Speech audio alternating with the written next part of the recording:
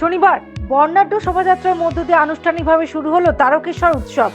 তারকেশ্বরের বিধায়ক তথা আরামবাগ সাংগঠনিক জেলা তৃণমূল কংগ্রেস সভাপতি রামেন্দু সিংহ রায়ের উদ্যোগে এই উৎসবের সূচনা হয়। বিধায়ক নির্বাচিত হওয়ার পর থেকেই প্রতি বছর তিনি এই উৎসবের আয়োজন করে আসছেন। উৎসবের প্রথম দিনে আয়োজিত বর্ণাঢ্য শোভাযাত্রায় উপস্থিত ছিলেন বিধায়ক রামেন্দু সিংহ রায়।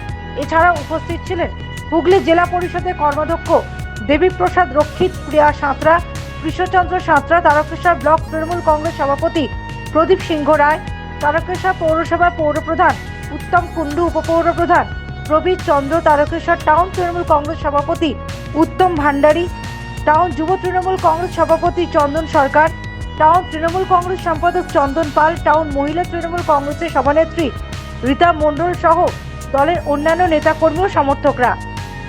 আয়োজকদের সূত্রে জানা গেছে, আগামী 1 জানুয়ারি পর্যন্ত মোট 6 দিন ধরে চলবে এই উৎসব। এই প্রসঙ্গে বিধায়ক রামেন্দু সিংহ রায় জানান, 1 জানুয়ারি তৃণমূল কংগ্রেসের প্রতিষ্ঠা দিবস উপলক্ষে সকালে পতাকা উত্তোলন ও রক্তদান শিবির এবং বিকেলে কম্বল বিতরণ কর্মসূচির আয়োজন করা হয়েছে। উল্লেখ্য, তারকেশ্বর টাউন ও ব্লক তৃণমূল যুব কংগ্রেসের উদ্যোগে আয়োজিত এই উৎসব এবার 5ম বর্ষে পদার্পণ করল। Bureau report, United India news.